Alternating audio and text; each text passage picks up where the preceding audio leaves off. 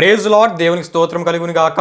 ప్రియమైన దేవుని బిడ్డలారా, ఈ ఉదయకాల సమయంలో అనుదిన వాగ్దాన కార్యక్రమం ద్వారా ఈ విధంగా మిమ్మల్ని కలుసుకున్నటకు దేవుడు నాకు అనుగ్రహించిన గొప్ప భాగ్యాన్ని బట్టి దేవాతి దేవునికి ఎంతగానో కృతజ్ఞతాస్తుతులు చెల్లించున్నాను.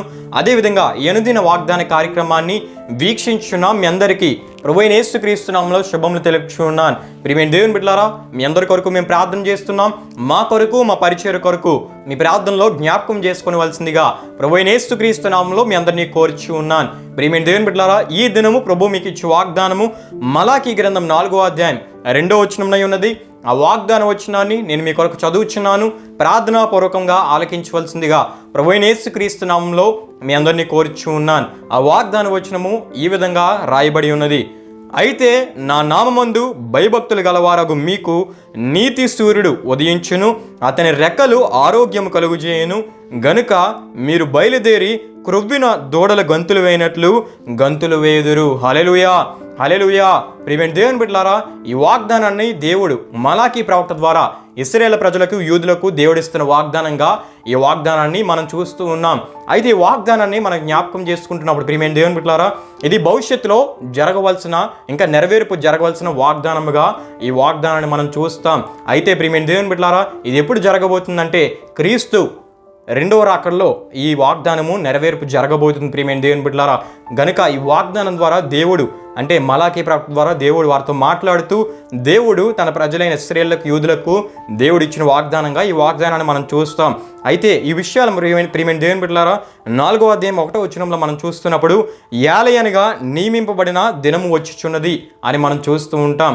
అంటే క్రీస్తు రెండవ రాకడలో జరగబోయే పరిస్థితులను గురించి, ఆ వాగ్దానాలు ఏవైతే తన ప్రజలకు దేవుడు ఇవ్వబోతున్నాడో దేవుడు తన ప్రవక్త అయిన మలాకీ ద్వారా ఈ వాగ్దానముల గురించి తెలియజేస్తున్నట్లు మనం చూస్తూ ఉన్నాం. హల్లెలూయా, హల్లెలూయా. అంటే ప్రియమైన దేవుని బిడ్డలారా, ఈ వాగ్దానము భవిష్యత్తులో నెరవేర్పు జరగవలసిన వాగ్దానంగా మనం చూస్తూ ఉన్నాం. అయితే ప్రియమైన దేవుని బిడ్డలారా, ఈ వాగ్దానం ద్వారా దేవుడు ఈ దినమున మనతో మాట్లాడుతూ ఉన్నాడు. ఈ వాగ్దానాన్ని మనం చూస్తున్నప్పుడు, అయితే నా నామమందు భయభక్తులు గలవారగు మీకు నీతి సూర్యుడు ఉదయించునని మనం చూస్తూ ఉన్నాం. అంటే ప్రియమైన దేవుని బిడ్డలారా, ఎవరైతే ఆయన నామం బట్టి వణుకుతూ భయముతో కూడిన భక్తిని చేస్తారో, ఎవరైతే ఆయన నామంను బట్టి భయభక్తులు కలిగి ఉంటారో వారికి దేవుడిస్తున్న వాగ్దానంను మనం చూస్తూ ఉన్నాం. ప్రియమైన దేవుని బిడ్డలారా, అంటే ఎవరైతే ఆయన నామాన్ని బట్టి వణుకుతూ ఆయన యందు భయభక్తులు కలిగి, అంటే భయముతో కూడిన భక్తిని చేస్తారో దేవుడు వారికి ఇస్తున్న వాగ్దానంగా ఈ వాగ్దానాన్ని మనం చూస్తూ ఉన్నాం. హల్లెలూయా, హల్లెలూయా. అంటే ప్రియమైన దేవుని బిడ్డలారా, ఈ రోజుల్లో మనం చాలామందిని చూస్తున్నప్పుడు చాలామంది భక్తి చేస్తున్నారు, కానీ భయంతో కూడిన భక్తిని చాలామంది చేయట్లేదు. గనుకనే వారి జీవితాల్లో ఆశీర్వాదాలు పొందుకోలేకపోతూ ఉన్నారు.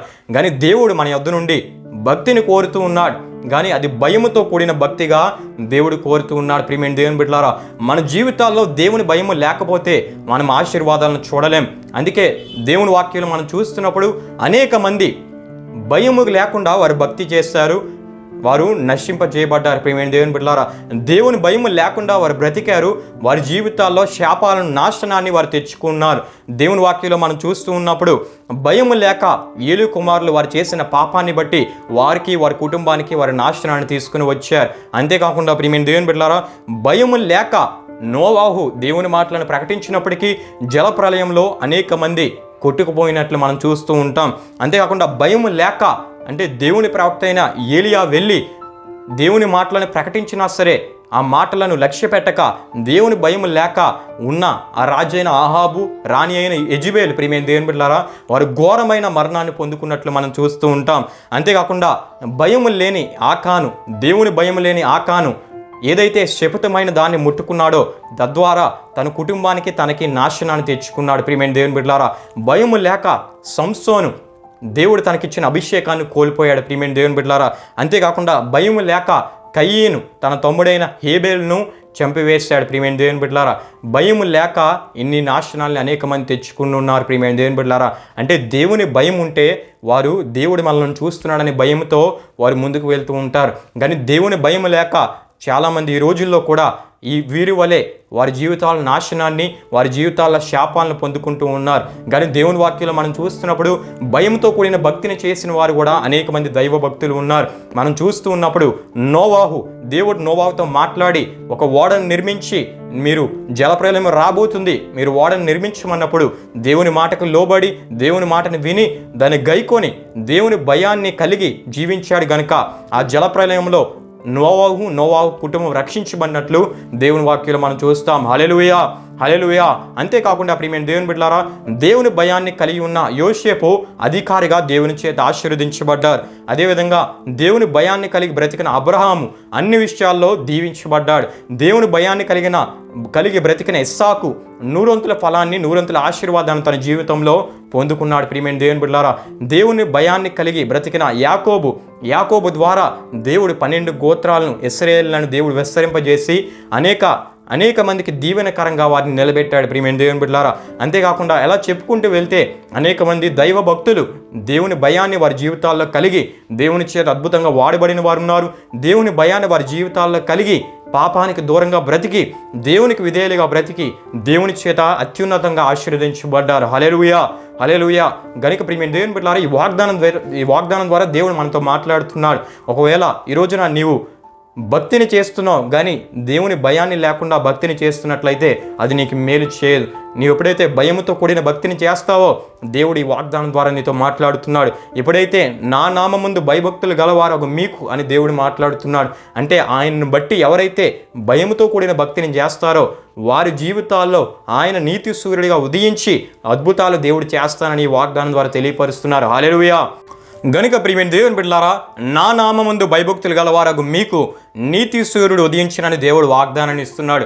ఆ నీతి సూర్యుడు ఎవరో కాదు, మనం విశ్వసించున్న నీతిమంతుడైన క్రీస్తు అని మనం తప్పక తెలుసుకోవాలి. హల్లెలూయా, హల్లెలూయా.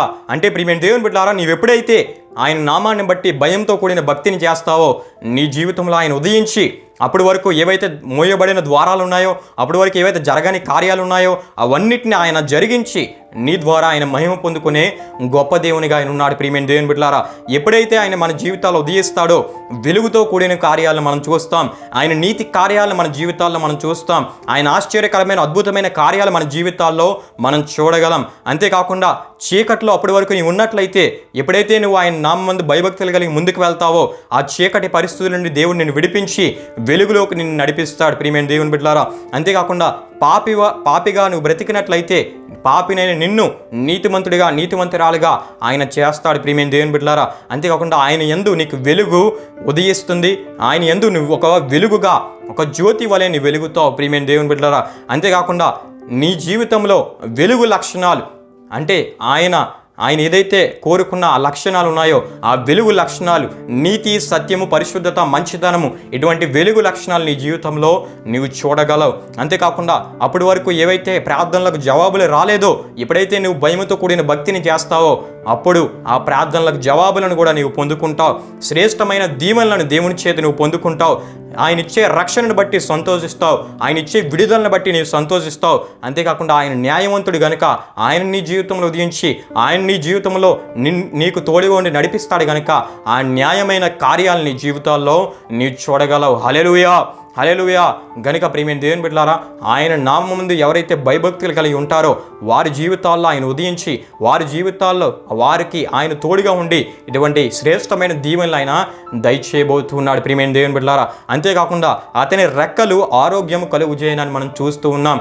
అతని రెక్కల క్రింద మనకి కాపుదల ఉందని నిర్గమాకాండం 19:4 ద్వారా, ద్వితీయోపదేశకాండం 32:11 ద్వారా, 91వ కీర్తన 4వ చరణం ద్వారా ఆయన రెక్కలు మనకు కలుగు చేసే కాపుదలను గురించి మనకు తెలియజేస్తుంది. ప్రియమైన దేవుని బిడ్డలారా, ఎవరైతే ఆయన రెక్కల క్రింద ఉంటారో వారు సురక్షితంగా ఉంటారు. ఈ లోకంలో ఎటువంటి పరిస్థితులు ఎదురైనా, ఎటువంటి పరిస్థితులు, ఎటువంటి శ్రమలు, ఎటువంటి శోధనలు ఎదురైనా ఆయన రెక్కల క్రింద ఎవరైతే ఉంటారో వారు సురక్షితంగా ఉంటారు. ఎవరు ఆయన రెక్కల క్రింద ఉండగలరు అంటే ఎవరైతే ఆయన నామాన్ని బట్టి భయముతో కూడిన భక్తిని చేస్తారో వారికి అటువంటి శ్రేష్టమైన దీవెనను దేవుడు దయచేస్తున్నాడు. ప్రియమైన దేవుని బిడ్డలారా, అంతేకాకుండా సూర్యకిరణాలు ఏ విధంగా అయితే ఆరోగ్యాన్ని కలుగజేస్తూ ఉంటాయో అట్లే దేవుని నీతి ఒక మనిషి జీవితంలో ఉన్నప్పుడు న్యాయం, సమాధానం, సంతోషం, నెమ్మది ఇవన్నీ మనిషి జీవితంలో కలుగుతాయి. హల్లెలూయా, హల్లెలూయా. ఇంకా ప్రియమైన దేవుని బిడ్డలారా, దేవుని వాక్యంలో మనం చూస్తున్నప్పుడు ఆయనే మనకు ఆరోగ్యమును కలుగు చేయబడని మనం చూస్తూ ఉంటాం. ప్రియమైన దేవుని బిడ్డలారా, అంటే అతని రెక్కలు ఆరోగ్యం కలుగు చేయనంటే ఏ విధంగా అయితే భౌతిక ప్రపంచానికి సూర్యుడు వెలుగుగా ఉన్నాడో అదే రీతిగా మన ఆత్మలకు నీతిమంతుడైన క్రీస్తు వెలుగుగా ఉండి ఆయన ముందుకు నడిపిస్తాడు. అంతేకాకుండా అతని రెక్కలు ఆరోగ్యం కలుగు చేయనని మనం చూడడం జరిగింది. ప్రియమైన దేవుని బిడ్డలారా, నిర్గమకాండం 15:26లో మనం చూస్తాం, నిన్ను స్వస్థపరిచే యెహోవాను నేనే అని. ఇర్మియా 30:17లో మనం చూస్తాం, ఆయనే ఆరోగ్యమును కలుగు చేయవాడని. ఇర్మియా 33:6లో కూడా ఆయన ఆరోగ్యం కలుగు చేయవాడని మనం చూస్తూ ఉంటాం. ప్రియమైన దేవుని బిడ్డలారా, అంతేకాకుండా నేను నీ మధ్య నుండి రోగమును తొలగిస్తానని కూడా దేవుడు వాగ్దానాన్ని ఇచ్చినట్లు మనం చూస్తాం.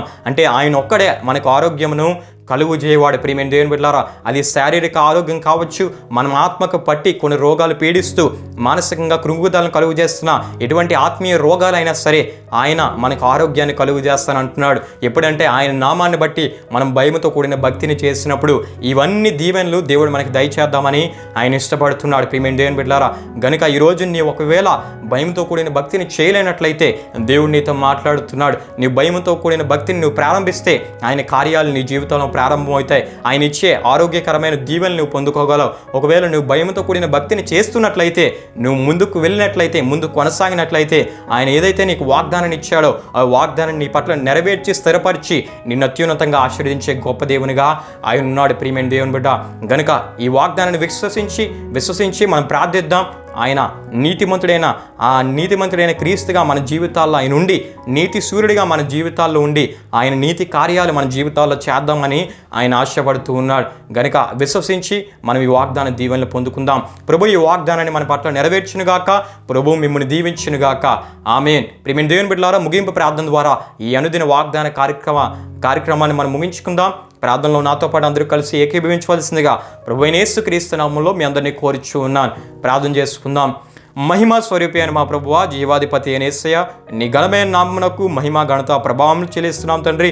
ఎవరైతే నీ నామందు భయభక్తులు కలిగి ముందుకు వెళ్తారో, వారి జీవితాలు నిన్ను బట్టి భయముతో కూడిన భక్తిని చేస్తారో, వారి జీవితాల్లో నీవు నీతి సూర్యుడిగా ఉదయించి వారి జీవితాల్లో వెలుగుని దయచేసి చీకటిని అంతమొందింపజేసి వారి జీవితాల్లో నీ వెలుగుతో కూడిన కార్యాలు, నీతి కార్యాలు, ఆశ్చర్యమైన కార్యాలు, అద్భుతమైన కార్యాలు నీవు చేస్తావని ఈ వాగ్దానం ద్వారా మాతో మరొకసారి మాట్లాడి మమ్మల్ని బలపరిచినందుకు నీకే స్తుతులు చెల్లిస్తున్నాం తండ్రి.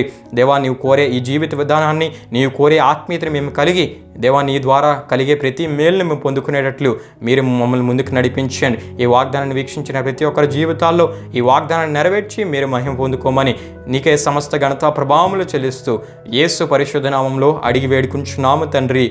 ఆమేన్. యేసు రక్తమే జయం, ప్రభేసు రక్తమే జయం, ప్రభేసు రక్తం సంపూర్ణమైనది. అపవాది క్రియలకంత నాశనం కలుగునుగాక. ఆమేన్. ప్రభు మిమ్మల్ని నూరంతులుగా ఆశీర్వదించునుగాక. ఆమేన్.